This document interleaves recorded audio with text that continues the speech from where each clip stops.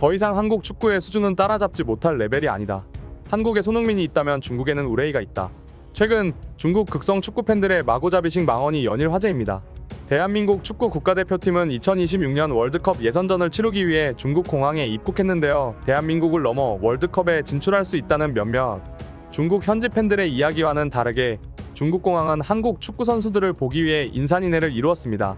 흡사 파리 생제르맹이 이강인과 함께 내한 경기를 치르기 위해 김해 공항에 도착했을 당시 폭발적으로 모여든 한국 축구 팬들과 다르지 않은 모습이었는데요. 우리 대표팀은 중국 시각으로 새벽에 도착했음에도 말도 안 되는 인파로 인해 이를 예상치 못했던 손흥민 선수가 모자와 마스크를 벗으며 급하게 팬서비스 해주는 모습도 카메라에 포착되었습니다.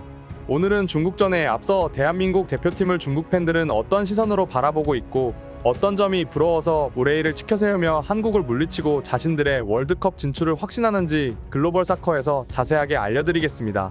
대한민국 축구 대표팀은 오는 21일 오후 9시 중국 선전 유니버시아드 센터에서 펼쳐질 2026 북중미 월드컵 아시아 지역 예선전을 치르기 위해 중국에 입국했습니다. 공항에서부터 손흥민, 이강인, 김민재 등 월드클래스 슈퍼스타들을 보기 위해 엄청난 인파가 몰렸는데요. 한국을 이길 수 있다며 큰 소리로 호언장담하는 몇몇 극성 팬들의 모습과는 다르게 실상은 한국 축구 스타들의 모습을 한 번이라도 더 보기 위해 공항에 우르르 몰려든 상황입니다.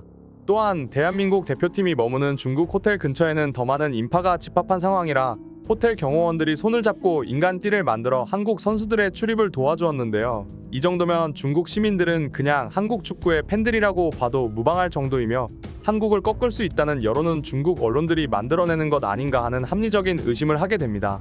한편 이런 상황에 재밌는 이야기가 있는데 중국 언론은 최근 태국과 월드컵 예선에서 2대1의 진땀승을 거두고 이 기세를 몰아 한국을 꺾고 2연승을 달성하자라는 뉴스 기사들을 쏟아내고 있습니다. 대한민국은 최근 경기에서 싱가포르를 5대0 대승으로 꺾은 상황이고 중국은 현재 피파 랭킹 79위인 상황에서 112위의 태국을 상대로 겨우 이겨놓고 상승세를 타고 있다며 현지 매체들은 호들갑을 떨고 있는 상황인 것이죠. 애초에 중국은 한국과 같은 월드컵조에 편성되던 당시 조일이는 포기하고 2위를 달성해서 월드컵에 진출하자라는 계획을 세운 만큼 112위의 태국을 이긴 것 치고는 너무 지나치게 자신감을 가지고 있는 상황입니다. 중국의 자랑이라고 불리는 우레이의 어이없는 플레이도 태국전에서 나왔는데요. 후반전 막판 태국의 수비를 상대로 돌파를 하던 우레이는 귀신에게 다리라도 걸린 것인지 혼자 페인트 동작을 하다가 힘없이 넘어지고 맙니다. 이를 본 한국 축구 팬들은 저것이 바로 상대를 속이기 위해 나 자신까지 속여버리는 진정한 페인트 모션이다. 중국의 자랑답게 본인의 자신감을 주체하지 못하고 있는 모습이다. 라는 반응을 보이고 있습니다. 또한 중국은 지난 몇십 년간 축구라는 종목에서 좋은 모습을 보이지 못하고 있기 때문에 자국에서의 축구에 대한 인기가 높지 못한 상황인데요. 다른 평가전들과는 매우 다르게도 이번 선전 유니버시아드 센터에서 펼쳐지는 대한민국과의 경기에서 이미 4만 관중 티켓이 모두 매진된 상황이라고 합니다. 사실 중국이 이번 월드컵 진출을 확신하는 데는 나름 그럴만한 이유도 있는데요. 사실상 한국의 조1위 등극이 확정이고 태국과 싱가포르를 이겨 2위에 올라야 하는데 이미 태국을 꺾은 상황이기 때문입니다. 또한 이번 북중미 월드컵에서는 기존의 32개 국가 참가 방식에서 48개의 국가 참가 방식으로 무려 16개의 국가가 추가로 출전할 수 있습니다. 이 때문에 아시아에 주어진 티켓은 총 8.5장이라 정말로 중국이 다음 월드컵에 진출하는 게 어려운 상황은 아닙니다. 국제축구기구인 피파가 더 많은 국가가 월드컵에 진출하게 만들어 경기의 질이 떨어지는 대신 중계권 판매를 통한 수익을 극대화하겠다는 전략으로 인해 이런 일이 발생했는데요. 어쨌거나 중국과는 아시아 예선에서 종종 만나는 상대인 만큼 한국 축구 역사상 최고의 황금 세대라 불리는 손흥민, 이강인, 김민재, 황희찬을 중심으로 한 실력 차이가 어느 정도인지 이제는 보여줘야 할 시간이 된 것 같습니다.